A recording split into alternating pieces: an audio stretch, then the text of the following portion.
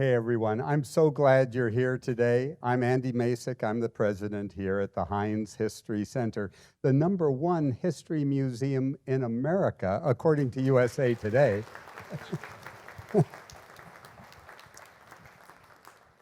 We're very proud of that, but we're even more proud of Pittsburgh and the history lovers that you are. It's exciting for us because this is the 250th anniversary of the United States, and the Richard King Mellon Foundation and the Allegheny Regional Asset District have helped us bring a variety of programs to you this year, this Semiquincentennial year for you Latin scholars. It's going to be a great year, but we thought it altogether fitting and proper that we recognize George Washington to sort of kick off a year of reflection and celebration and commemoration. So tonight, what we want to do is look at young George Washington, Western Pennsylvania George Washington, because this is where he cut his teeth. This is where he started his career. I'm going to show you some slides today. We're going to talk. I've got some artifacts up here that I'll share with you. Some of you have already noted that I'm wearing my gorget tonight. And this is well, if you've seen portraits of George Washington, you'll see that he's often wearing this silver breastplate that is really vestigial armor. During the Middle Ages, when there were knights, they wore a gorget or a throat protector. But as firearms came into being, the throat protector fell by the way as useless against bullets. But knights and army officers and nobles were allowed to wear the gorget. And then here in the Americas, Indian chiefs received these as gifts from the French and the British. So tonight I'm wearing my gorget. It's a replica of one that was excavated in the Ohio country here. That's what they called the Forks of the Ohio, the confluence of rivers here in Western Pennsylvania. Now, this is the George Washington that most Americans know. They think he's wearing a wig. George never wore a wig. He only had his own hair. He did occasionally in his later years powder it as people powdered wigs, just to give it an even tone. But he was auburn-haired, red-haired as a youth. When he was here in Western Pennsylvania, he had a queue that he kept, and we'll talk about his teeth a little later. This is where George began, at the Ferry Farm. This isn't Mount Vernon. This is a small farm in Northern Virginia, in Fairfax County. George was the product of his father's second marriage. Augustine Washington's first wife died, and George had older brothers by that first marriage, Augustine Jr. and Lawrence, who George was devoted to. Lawrence was his ideal man. But George was the oldest of this second brood, and he grew up in this little modest house, while his older half-brother, who went to England to be educated, lived in the big house. Now, what many Americans know of George Washington's early years are a result of Parson Mason Locke Weems' writings. He was he was a storyteller, I guess. He was a parson, and he wanted to write books that would inspire young people. So he wasn't a stickler for historical accuracy. In fact, he made up a lot of stuff. And the cherry tree story, which every American knows, is totally made up. But, there's a kernel of truth to everything, and George was known for his veracity. He didn't make up stuff. And when Mason Locke Weems told the story of young George Washington, 6-year-old George Washington, who got a new hatchet and tried it out on his father's new cherry tree, his prized cherry tree, and cut down the tree. Here's Grant Wood's version of the cherry tree chopping. George supposedly said to his father, "I cannot tell a lie. It was I who chopped the tree." And his father hugged him and said, your truthfulness, your honesty is worth more than 1,000 cherry trees to me. So there was something to George's truth-telling, but this story, I'm afraid, is made up. Now, George's mother, Mary Ball Washington, was, in some historians' estimation, a domineering, overbearing mother, but I believe she loved young George. He was her firstborn, and he was ambitious, though effectively educated. Those were his words. Remember, he didn't go to Europe to be educated as his older half-brothers were. George's father died when George was only 11 years old, and he had no formal education after that time. There were some occasional tutors, but between 11 and 16 or 18, George was self-educated. He taught himself mathematics and surveying. He read voraciously, but he yearned for a more exciting existence. And he saw his older brother, Lawrence, who was a naval officer, and he said, "That's what I want to do." And he went to his mother, and you can see him looking longingly to the sea, the ship model in the background, and Mary Ball saying, "No way are you going." Her brother had told her that as a midshipman in the British Navy, they would use you like a dog, worse than a dog, he said. And Mary was terrified that George would go off for a naval career. George did go to Barbados with Admiral Vernon, hence Mount Vernon later on, and his brother Lawrence. That's where George contracted smallpox. He had scars on his left cheek, smallpox scars. This is probably what rendered him sterile. He never had children of his own. We'll talk more of that. So young George Washington has to find a career, find a path, a life path, and he takes on surveying.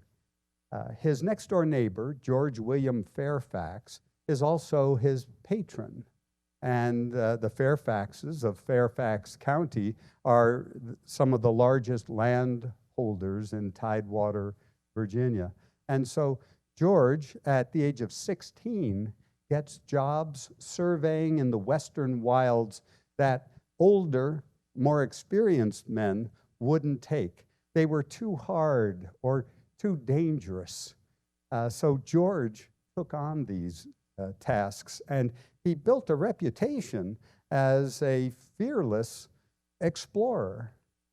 Now, at the same time, an 18-year-old beauty from Williamsburg comes to Belvoir, the Fairfax Manor. She's the wife of George William Fairfax, his patron, and George is smitten with this girl. Unfortunately, this is the only image we have of her, and it was, in later years, blown up from a tiny little cameo. So you can imagine how much in error it might be in terms of accuracy. But George loved Sally Fairfax, Sally Carey Fairfax. And Sally took young George under her wing. She taught him about poetry and literature and dancing and music and which fork to use at dinner and how to be social in the company of educated people. And so he was devoted to her. He would write to her every day when he was off on missions.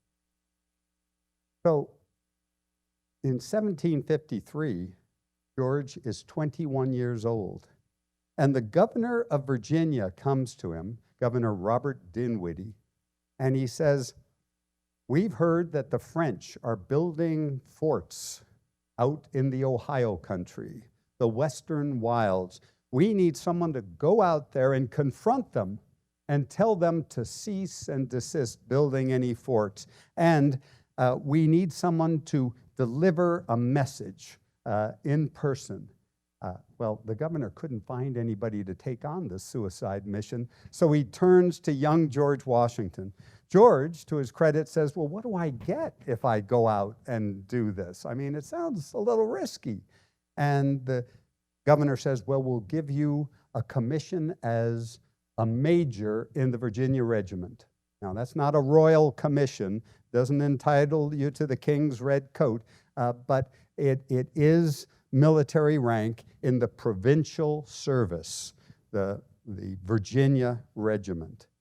He says, "Okay, that sounds pretty good. Well, what about money?" Well, the governor says, "We'll give you 60 pounds. That'll be enough to buy a uniform and a kit for this expedition." George says, "What else do I get?" And the governor's shocked, who's this kid? And he says, "Okay, you come back from this mission and you'll get land, lots of land out there in the West." Well, that is what sold George on this mission. He didn't have any land. He didn't have property to speak of. His older half-brothers had inherited their father's estate. George had no career and no prospects. So this was important to him. And he noticed, too, that Sally Fairfax thought this was an amazing opportunity, and he so wanted to impress Sally. Well, George took on this mission. He crossed the river not far from here, the Monongahela. He went to the point. He wrote in his journal, somebody ought to build a fort right here, because whoever does can control the western waters where the Monongahela and Allegheny converge and form the Ohio River. He said, "We must have this place." Well, he went on, and through the snow in December of 1753, he found his way to Fort Le Boeuf near Waterford, Pennsylvania today. And there, the French officers and their allied Indians took stock of this Washington. He was 6 feet, 2.5 inches tall. He had red hair. He had a military bearing, and he had this brass, this confidence that really surprised and impressed the French, who took him, prisoner. He wasn't allowed to leave. They took his weapons from him, and they talked about what they should do with him. Should we send him to Quebec in chains? Should we just execute him? Or we could send a letter back to his king saying, "If you want this territory, come and take it." It was a challenge. And that's what George Washington received from the French. Now, the chiefs and warriors, Mingo warriors, that's the Western Seneca people, who came with George on the last leg of his journey, they said, "I think we'll stay here at the fort with the French." George tried to convince them to come with him as he returned, but they wouldn't. One warrior was assigned to him as a guide. That warrior and Christopher Gist, a frontiersman, a trader who knew the West pretty well, had a plantation south of here. And those three men set out in the snow very close to Christmas of 1753. As they trudged through the snow, I imagine it was much as it's been lately here, white, covering everything. When the moon comes up, the reflection is such that it almost seems like daylight. Well, as they trudged through the snow, down Pine Creek, the warrior, who was about 20 paces ahead of them, suddenly cocked his musket, whirled around, and fired at George. Boom! The bullet whistled past George's right ear, and George instinctively ran the man down, Gist right behind him. He tackled the Seneca man, and before he knew it, Gist had a skinning knife at the man's throat and was about to cut his throat when George grabbed his arm and said, "Wait a minute. We don't know who his friends are. We don't know if they're waiting for us out there in the forest. Let's take him with us." And that's what they did. They took him captive for a day, and then they turned him loose. They didn't know what would happen next, but they were not molested on the rest of their journey until they got to the Allegheny River and found that it was frozen 50 yards out on both sides, pretty much the way it looks today, except in 1753 there was a strong current that ran right down the middle.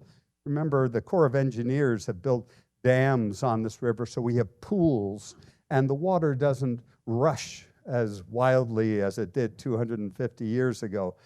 So the men looked at this raging river with big ice flows going down, and they decided the only thing for it was to build a raft. They had one hatchet between them, and they used it to bang together a rude raft. They had 9-foot-long setting poles, and they set out across the river. Just as they were halfway across, a big ice floe came bearing down on their rickety little raft, and George instinctively put his pole down in front of the raft, but didn't count on the force of the current ramming the raft against his pole and literally pole vaulting him off the raft into the icy waters of the Allegheny. Well, fortunately for us, our hero is a strong swimmer. He gets a hand back on the raft. Gist pulls him aboard. They've lost their setting poles now, and they're adrift in the Allegheny. They ram against an island that's no longer there today, Wainwright's Island, they called it, about where the 40th Street Bridge is today. And they spend a freezing night on that island. Their fingers are frozen. Their clothes are wet. They can't get a fire started. The flint and steel are just soaked and wet, and their fingers are frozen. They huddle together, shivering all night. But when the sun comes up the next morning, it's been so cold that the river is now frozen solid. They scamper across the ice to the Rite Aid at 40th and Butler. That's where Shannapin's Delaware Indian village was, and there they got dry clothes and supplies, continued on their journey, and then they looked for Queen Aliquippa. Queen Aliquippa was a sachem, a Mingo chieftainess, and she was nearly 80 years old at this time, and she held sway over the tribes at the forks of the Ohio. And George failed to make contact with her on his way north and felt like he had to pay homage to this matriarch now. And he gave her a match coat, which is a blanket coat, and a bottle of rum. And he allowed in his journal that she liked the rum a lot better than the coat. And then he continued his journey. Well, he got back to Williamsburg. He reported to the governor of Virginia, and Dinwiddie couldn't believe this tale. He read the journal. It read like an action novel. And in fact, he had it published. It was republished in several languages. And George Washington, young George Washington, became America's first action hero. Well, about this time, Benjamin Franklin is back in Philadelphia, and he's really worried about the frontier. The French allied Indians are picking off British settlements on the frontier. It's a war that's going on. It's a deadly, dangerous war between these two European powers and the native people who are here. It's a three-way struggle, a clash of empires. And Franklin does probably one of the first and best known American political cartoons, this one right here in 1754, right after George Washington gets back from his mission. And he says, look, we colonies need to stick together or the French and their allies will pick us off one piece at a time. Later, this was repurposed during the American Revolution as a unite or die kind of rallying call, and flags were made of this. But it really starts right here after young George Washington returns.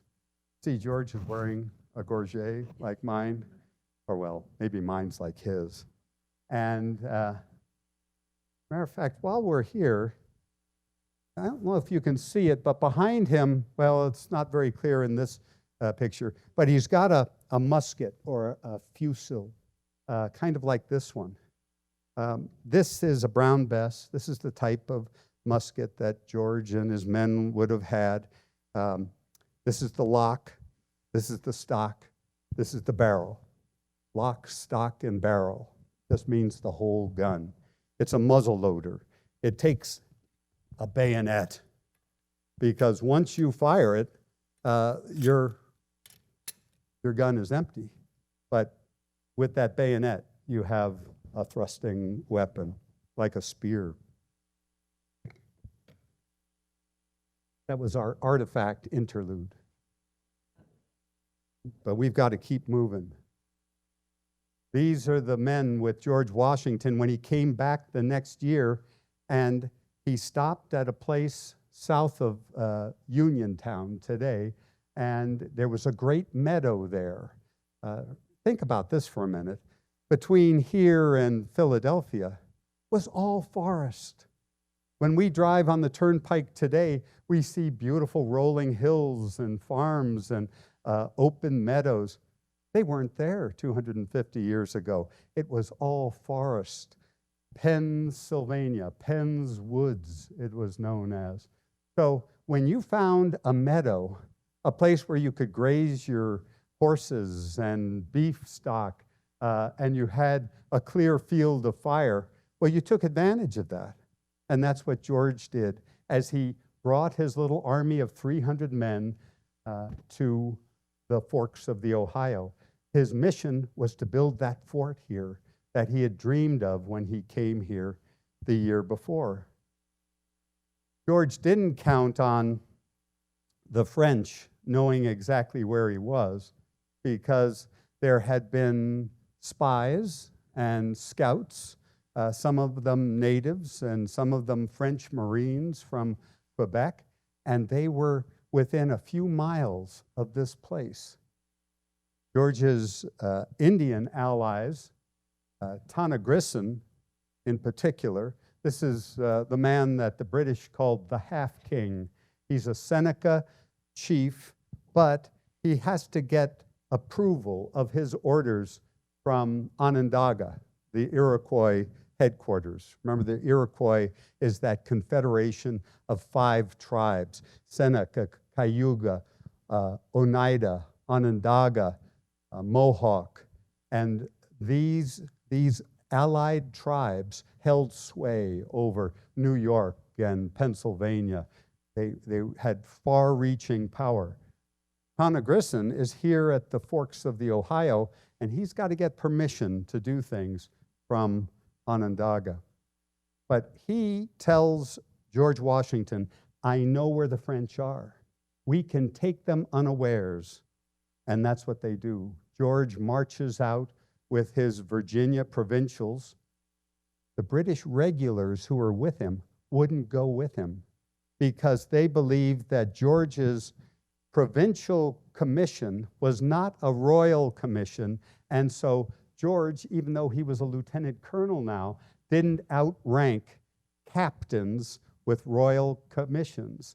At least that's what they told him. They said, Captain James Mackay said, I'm not going with you. If you want to go out there and confront the French, have at it. But we're staying right here at this little stockade we've built, which becomes a fort of necessity when they find themselves surrounded by the French and their Indian allies. Well, George's men march out to what we call Jumonville Glen today. And there they find the French still in their blankets.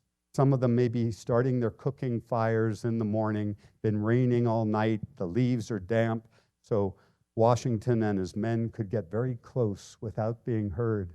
Then a shot rings out, a general fusillade. 12 of the Frenchmen are cut down while still in their blankets. The rest run down the ravine. The small contingent of Indians with George chasing after them. And then Tonnagrison's men are at the end of the ravine. The French run right into them. It's a slaughter. In fact,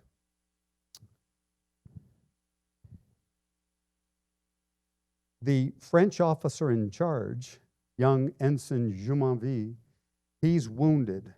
He had met Tannagrison just weeks before, right at the point here. And Jumonville had said to him, "You are our children. We are your fathers. You must not go with the British. They're not your friends. Listen to your father." Well, Tannagrison, who is an experienced warrior, he's comes from a good family. He's known for his oratory, and he has a tattoo across his face that's a scalp pole with tick marks on it showing how many scalps he's personally taken in combat. This is not a guy to be trifled with. And he looks at the wounded Frenchman and says, "Tu ne sais pas encore mort, mon père." You are not yet dead, my father. And he takes his tomahawk, drives it into the man's skull, pulls apart the brain cage, reaches in and washes his hands in Jumonville's brains. He's sending an unambiguous message that this is war and I'm with Washington. Well, that's what started the French and Indian War. That spark that ignited the tinder that inflamed the world. 1 million casualties, 7-year-long war starts right here, and George Washington is in the thick of it. Well, before he knew it, George's fort of necessity is surrounded by French soldiers and their Indian allies. 1/3 of George's men are killed or wounded as they fire through loopholes in the stockade that they've built. They really built the stockade just to corral their animals. It wasn't intended to be a fort, but it became a fort of necessity. Well, finally, the French signal parley, and the drum beats, and white flags are produced, and Washington meets with his French counterparts. And they say, "Look, you better surrender or we'll kill every man of you." They write a surrender document, the French do, and George, because of his imperfect education, can't read a word of it. In fact, none of his men can. Only his fencing instructor, von Braun, has some French. Some said that he learned most of it in a brothel in Paris. And he reads this and says, "It looks like they want us to surrender, but they say they won't kill us, and they'll even let us keep our muskets with the honors of war." That means they can keep their flags too. Well, this looks like the best deal we're going to get. And George signs the document. Well, that document is a confession to the assassination of Ensign Jumonville. That gets back to Quebec, it gets back to Paris, and the merde hits the fan. The French and Indian War is on, and George is responsible. Well, our hero keeps coming back. That's the amazing thing about him, how resilient he is. This time, in 1755, he comes with General Edward Braddock. This is a major British army. It's the largest expedition mounted in the Americas up to that time. And this army, with its siege cannons, big brass howitzers and cannons and mortars, are being pulled by wagons. A road is cut through the wilderness to come to the forks of the Ohio. But when they crossed the Monongahela River in July of 1755, the river was low. It was only knee-deep in July of 1755. And those redcoats, those grenadiers with their tall miters, could walk across the river. When they got to the other side, just past where the library is today in Braddock, the French force from Fort Duquesne, that's what they named their fort at the forks of the Ohio, named it for the Marquis Duquesne, who was in charge of all French operations in the Americas.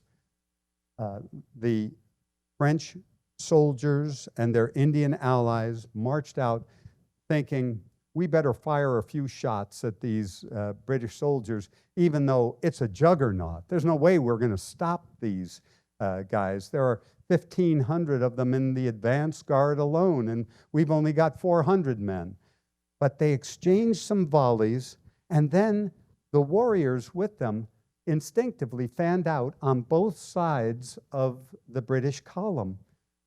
There was congestion in the forest, the narrow forest track that they had just hacked through to allow the wagons and cannons to go through. The British ranks backed up. They were 40 ranks deep. The French and their Indian allies were in the woods, firing as fast as they could. General Braddock was felled with a bullet through his arm and into his right lung. George Washington had 2 horses shot out from under him and 4 bullets through his coat that day. Every British officer present was killed or wounded except for Washington. It was miraculous. There's General Braddock as he lies mortally wounded. It's Washington who gets him into a tumbrel, a 2-wheel cart, and gets him back across the river and back toward the great meadow where Fort Necessity had been before the French burned it. But Braddock dies along the way. And it's up to Washington, young Washington, 24-year-old Washington, to read the funeral service over his commander and then ask the men to ride their horses and drive their wagons over the grave to mask any trace of it so it wouldn't be desecrated by their enemies. It was a big responsibility for a young man.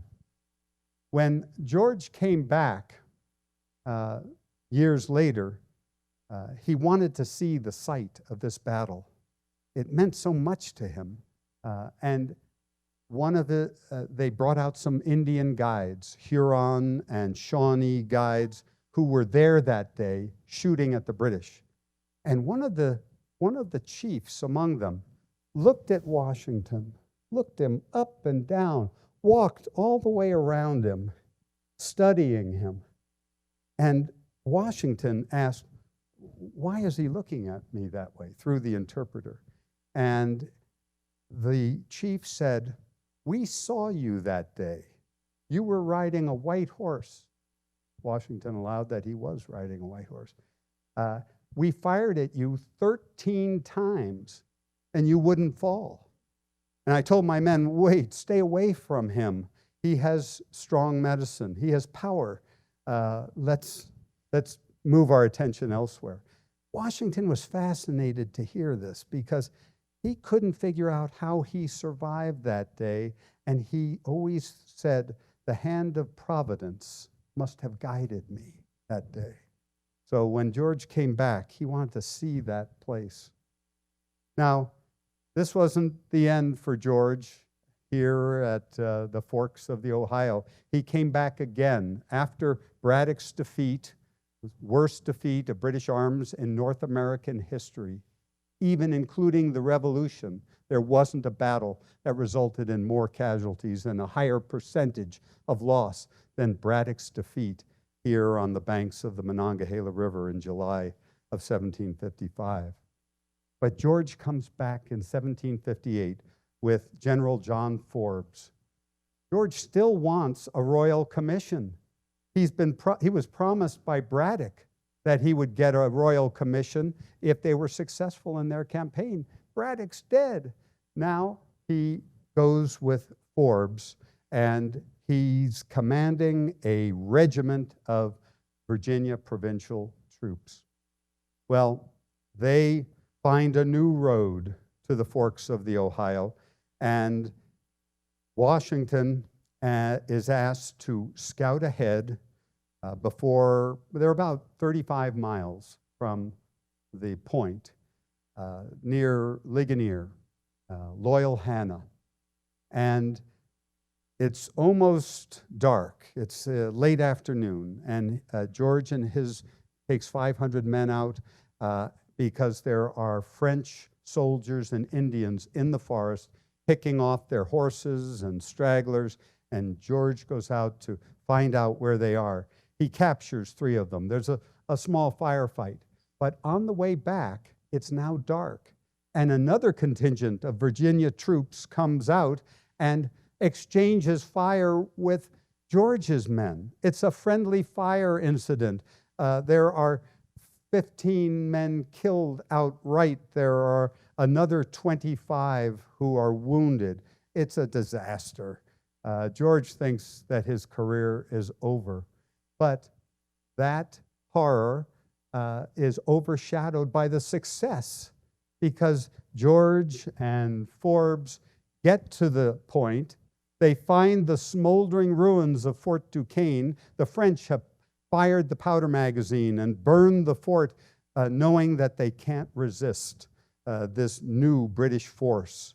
Many of the allied Indians of the French have now defected, and so the French take their cannons and bateaus downstream all the way to New Orleans, and others in canoes go northward to Presque Isle. Well, George and General Forbes are celebratory, and I can imagine them saying, "What should we call this place now that we have it? We can't call it Duquesne. That sounds way too French." So it's Forbes, who's from Dunfermline near Edinburgh, Scotland. He says, "Why don't we call it Pittsburgh? We'll call it Pittsburgh." It's like a Scottish borough, not a German burg. And he writes it in that first report in November of 1758. And that's why Pittsburgh has an H on it to this day. It's not a burg, it's a borough. Now, Pittsburgh did lose that H in 1890 when the Geographic Names Board and the U.S. Postal Service decided that they would standardize all the spellings of all the burgs in America to make it easier for postal carriers to read those addresses. But the people of Pittsburgh don't like anything taken away from them, even if it's an H. So they petitioned Congress, and by 1911, Pittsburgh got its H back. So if you find maps or tchotchkes with just a G on it, it's probably sometime between 1890 and 1911. But back to our hero. This is what Fort Pitt might have looked like, because Fort Pitt is the center of Pittsburgh, and it's a brick and earthen fort right at the confluence, right where George said it should be. But George now severs his ties with the army. He's been in the field, sleeping in tents or on the ground. He suffered from the bloody flux, which is dysentery. His health is breaking down. And so he decides that he's going to split from the military. All during this time, he's been writing to Sally Fairfax. There are lots of letters that were exchanged. Now, when George died, Martha burned all of Sally's letters to George, and Sally destroyed her letters from George. 4 of them, however, were found in an old desk of hers in England, slipped down behind the back, and at least 2 of them were pretty steamy. And remember, this is in November of 1758, and basically they recognize that this romance or infatuation, whatever it is between them, can't continue. And it's probably Sally who fixes him up with the richest widow in the colonies, one Martha Custis. She's 27 years old, has 2 kids.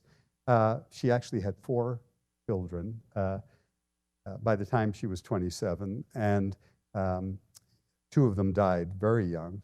And George says, okay, I think it's time for me to marry. And so it's a marriage of convenience, perhaps, but in time, I think they grew to love one another. It's a really good match. Well, he's 6 feet 2.5 inches tall. She's 5 foot nothing. And he's a great dancer. People love him at parties, but he's very quiet. He doesn't speak unless he has something to say, a rare thing in this world. Well, the 2 wed in January of 1759, and her estate is far larger than his. And George has just inherited what becomes Mount Vernon from his brother Lawrence, who dies young. And Martha brings her enslaved people from White House on the Pamunkey River in Virginia. She has more than 200 enslaved people, and George has fewer than 100, but they are united at Mount Vernon, which is a modest manor house, but George takes it on himself to become an architect and designs the expansion. And he focuses his energies on farming, scientific farming. He rotates crops. He doesn't grow tobacco and becomes a profitable a profitable farmer.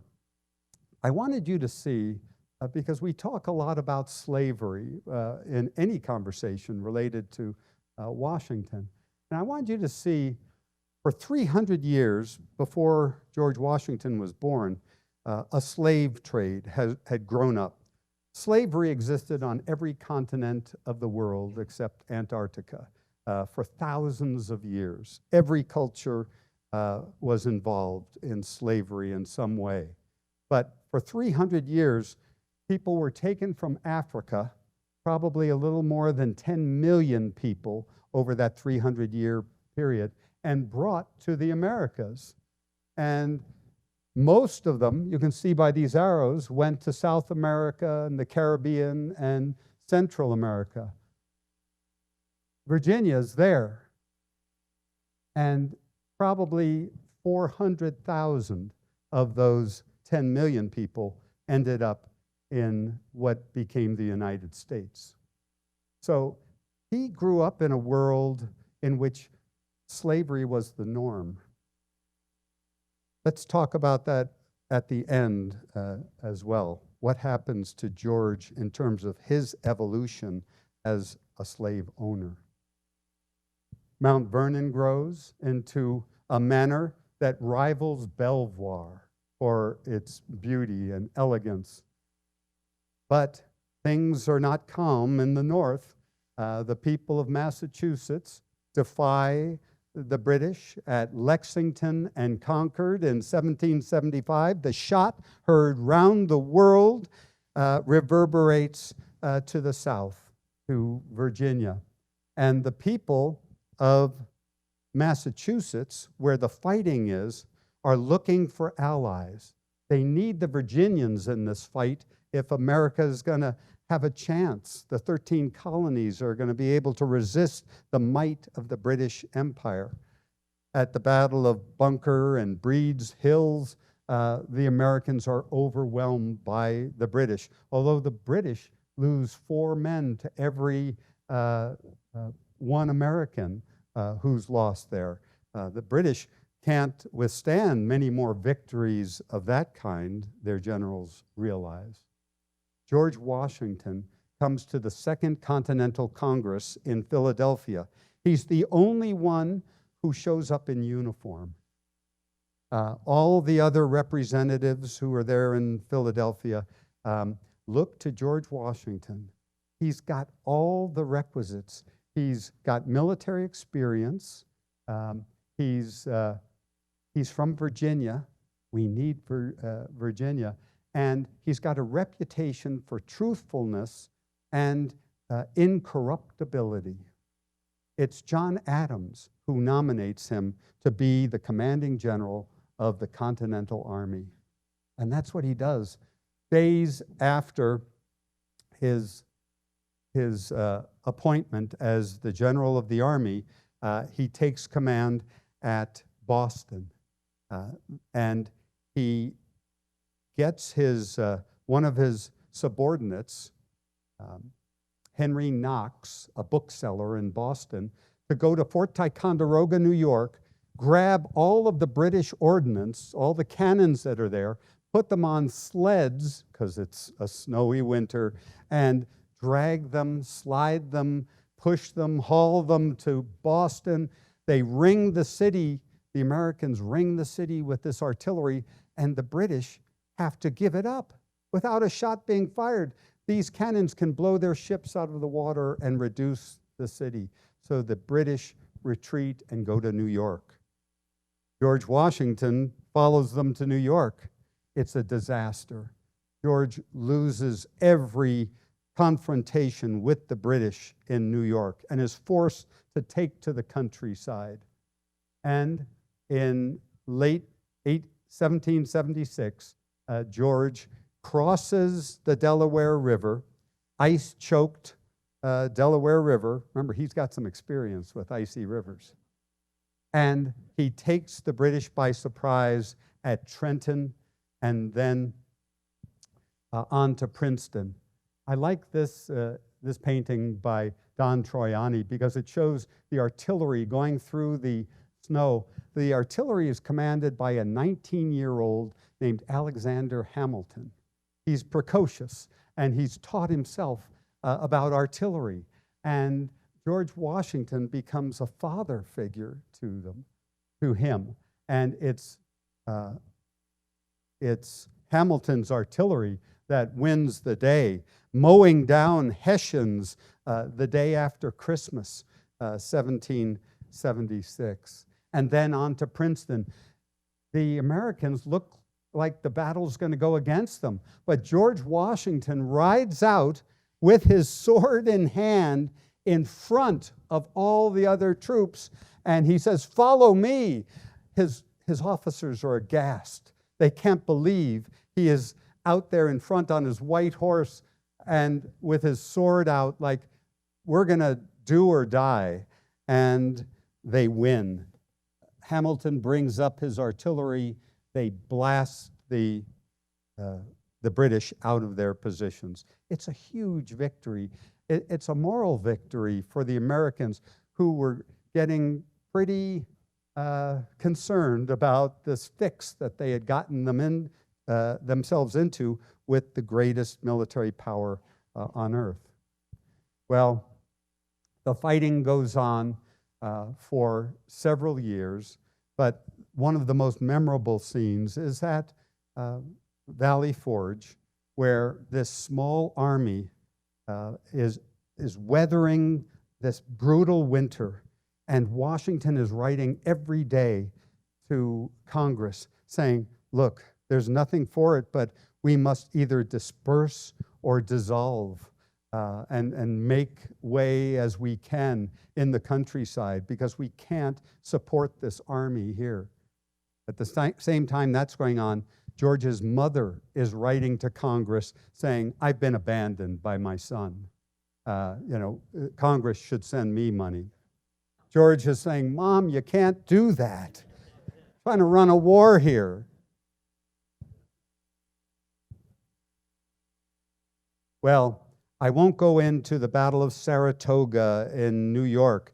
I won't tell you about George's reoccupation of Philadelphia after the British abandon it. And then the British focus on the South. And they think, well, we're not going to make any headway in New York or at Philadelphia. Let's go to the Chesapeake. And that's what they do. Well, by this time, the French have come in on the American side. Marquis de Lafayette has brought supplies with him. Benjamin Franklin is in Paris wooing the French people and getting their support. And so now there's a French army under Rochambeau joined with George Washington's army, bottling up the British army under Lord Charles Cornwallis at Yorktown. George fires the first shot. There he is, igniting with a linstock, the cannon to open the cannonade at Yorktown. Well, the British are defeated there. And part of the victory goes to young Hamilton. Remember Alexander Hamilton? He's 24 now, and he wants a battalion so he can lead it over the ramparts at Redoubt number 10, a British stronghold at Yorktown. Washington says, no, I can't lose you. You're too valuable to me on my staff. And Hamilton says, I'm quitting unless you give me a battlefield command. And so Washington reluctantly agrees, and it's Hamilton who goes over the top. Well, the British surrender at Yorktown. The band plays The World Turned Upside Down as the British troops pile their brown bess muskets. They can't even make eye contact with the Americans. And the British officers turn to the French officers with their swords to surrender. But the French are insistent, and they say, no, you must give your sword to the Americans. This was an American victory. Well, even though Yorktown ends the fighting in 1781, the army is still in the field because the peace has not been signed. Even though there's no fighting right now, that doesn't mean the war is over. By 1783, the American army, they wanted to go home. They wanted to disperse. The officers in Newburgh, New York, of the Continental Army all get together without Washington's knowledge. It's a mutiny. They all want to get together. They want to go to Congress and demand back pay and more. It's a military coup that's brewing here. Washington gets word of it, and he shows up at this hall in Newburgh where the mutineers are. There are 200 officers there. And Washington walks in, the place goes silent. And he stands before them with his regal bearing. He pulls out a letter, and then he fumbles in his pocket for spectacles. He said, excuse me, gentlemen, I've gone gray during my service, and now I'm going blind. Well, there's not a dry eye in the house. The officers change their opinion. They decide that they'll wait for Congress to do the right thing, and the mutiny is quelled. King George III confides in his portrait painter, Benjamin West, an American, as he was sitting for this portrait. And the king says, what do you think of this Washington? What will he do now after the war? And West says, I think he'll go back to his farm. And King George says, I don't believe it for a minute. If he does that, he is truly the greatest man in the world. George Washington goes back to his farm. When, at the end of the war in 1783, a French artist by the name of Jean-Antoine Houdon does a life mask of George Washington. It's the life mask. A plaster mold is made of Washington's face with straws up his nose. He's got to sit for this thing to cure on his face. But this bust is made from that cast, that life mask.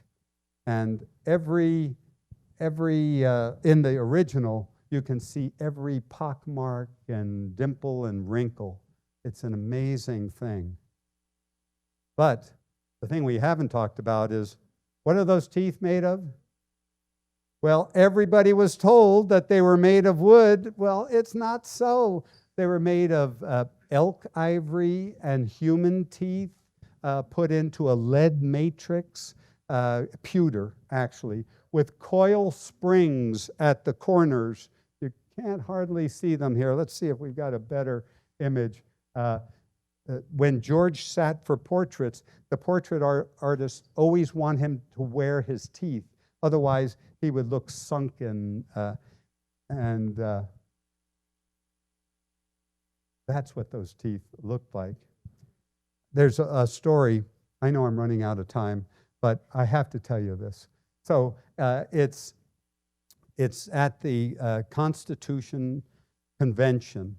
It's 1780s, and George Washington is the president. He sits at a great chair with a rising sun or a setting sun, depending on your point of view.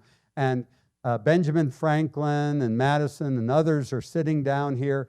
These meetings go on forever. It's hot. There are flies buzzing around. They keep the windows closed because they don't want people outside to hear what's going on, because there's some pretty tough debate going on.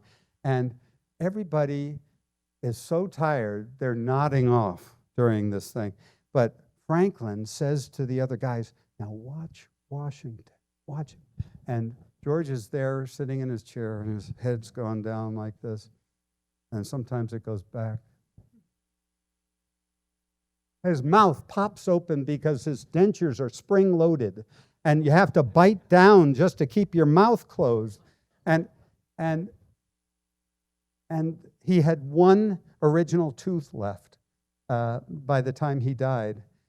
His first tooth he lost at Port Necessity in 1754. Well, AI is a great thing. He rarely smiled that big. And I won't go into the details, but you're in Western Pennsylvania. Alexander Hamilton becomes Washington's most trusted advisor and the Secretary of the Treasury. He's the one who says, why don't we tax the people? We're broke. This war has cost us all money. Why don't we consolidate the debt from all of the colonies, all the states, and we'll come up with some kind of tax, an excise tax. And we'll tax whiskey, because nobody really needs whiskey, do they? Well, out here in Western Pennsylvania, it's what the farmers, it was their cash crop. It's what made the world go round. And so they tarred and feathered the tax collectors, and there was a war, the Whiskey Rebellion. And George Washington has to bring an army to the West. The same men who suffered with him at Valley Forge, he's got to bring bayonets against in the West. Well, some of the other men who led those divisions of the army besides Hamilton was Light Horse Harry Lee, the best cavalry commander during the Revolution, and Daniel Morgan, one of the natural geniuses, who was with Washington at Braddock's defeat in 1755. These are his most trusted lieutenants now. Well, Jefferson and Hamilton differed on what America should be. Jefferson believed that it's the people. The power is vested in the people. We've got to allow them to revolt from time to time. They've got to have their own personal firearms. We can't let the government have total control over the people. And Hamilton's a federalist, and he's saying we need a centralized government. And when people get out of line, we've got to come down on them like Hercules to show that they can't get away with disruption or revolution. Well, that's really the end of my story tonight. George Washington lived until 1799. He went riding on a cold, rainy day. He beat the bounds of Mount Vernon, which he had expanded. He was a wonderful horseman. Thomas Jefferson always said George Washington was the best horseman in the colonies, bar none. And so he was still riding at age 67, and he came back. His throat started to swell up. He couldn't eat his dinner. They put him to bed. He wasn't getting better. He was having a hard time breathing. They called in a doctor who bled him. And bleeding was a common remedy for lots of different things in the 18th century. But when there was swelling, sometimes bleeding actually did relieve people. It reduced some swelling. But two other doctors showed up. They also recommended bleeding. They took 5 pints of blood from him, 40% of his blood volume. He was in a weakened state. He finally surrenders to death. And his last words to those around him, Martha and those he loved the most, when told that he wasn't going to live the night through, he said, "'Tis well, 'tis well." And he died. Well, in his will, he called for his will minutes before that happened. There were 2 wills in the strong box, and he said, "Burn this one, keep this one." And the one they kept called for freeing all of his slaves. He was, of the 9 presidents who owned slaves, George Washington is the only one to free his slaves. His opinion of slavery had altered radically during the Revolution when people like Lafayette and Hamilton said to him, this is a land of liberty. You are the model American. You can't be a slave owner. And George Washington came to recognize this as well. Well, the apotheosis of George Washington at the Capitol in Washington, George Washington is there. And at the Smithsonian Institution, you'll find that statue. That concludes my story tonight of the first president of the United States, the man who Light Horse Harry Lee said was first in war, first in peace, and first in the hearts of his countrymen, George Washington. Thank you. Thank you.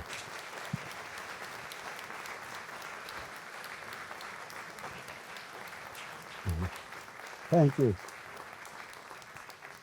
I may have gone a little long.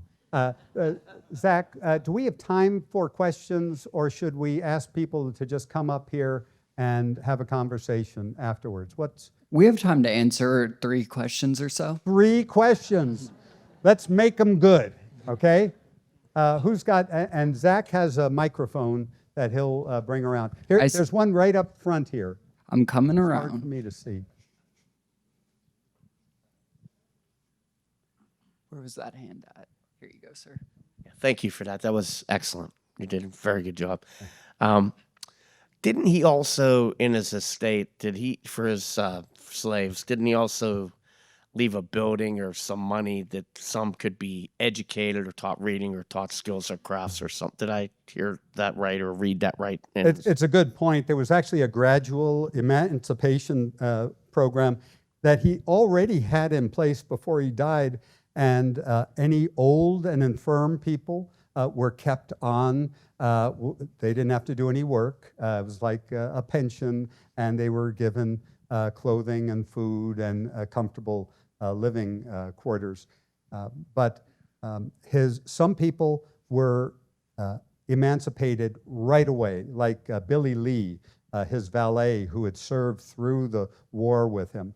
And others were not freed for another year, as Martha did the probate work on it. But eventually they were all freed. Martha's slaves were not freed. The way the Virginia law worked, her children inherited her property and the property of Daniel Parke Custis, her first husband, so she couldn't free them. It came to Robert E. Lee to free the Parke Custis slaves right at the beginning of the Civil War. He married a Custis girl, Washington Parke Custis's daughter or granddaughter, and so another peculiar American twist of fate. Other questions? There's one right here, Zach. I'm sorry, I can't call you by name because the lights are right in my eyes. Thank you. In the beginning, he was promised land. Do you know how much land he got? It's estimated that George Washington received 60,000 acres in the Western Territory. And because he was the surveyor who surveyed most of that land, he got the best parcels. It was all the bottomlands, the most arable land.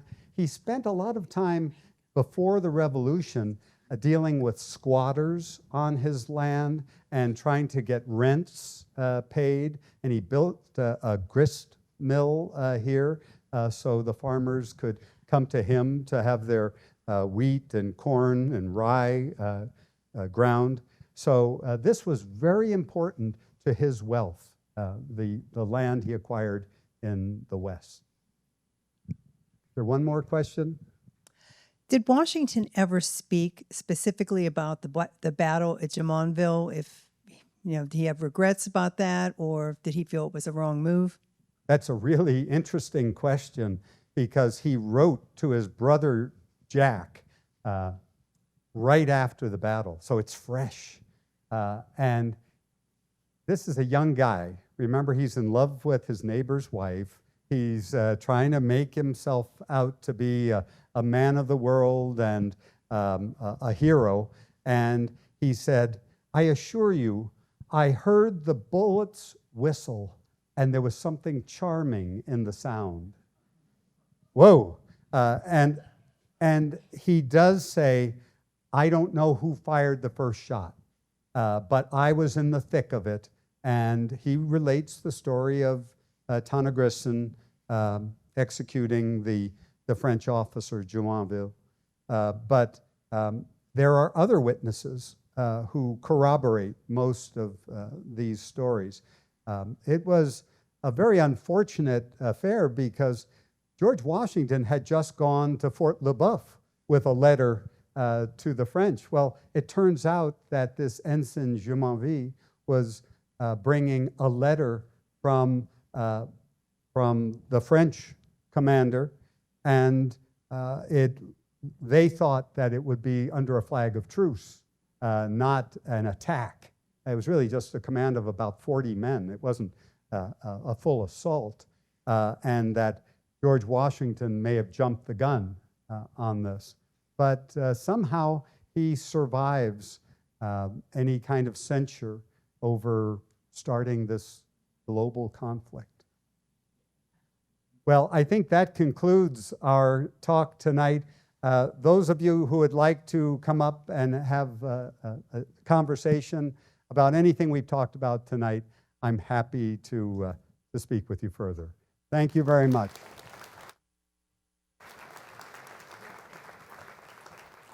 I did want to mention that there's some Cherry Bounce, one of Washington's favorite drinks, over here. And in the other room, where you see Tana Grisson greeting you, that figure, there's a new exhibit called My America. 35 Pittsburgh artists have given us their take on what it means to be American. I hope you take some time to see that.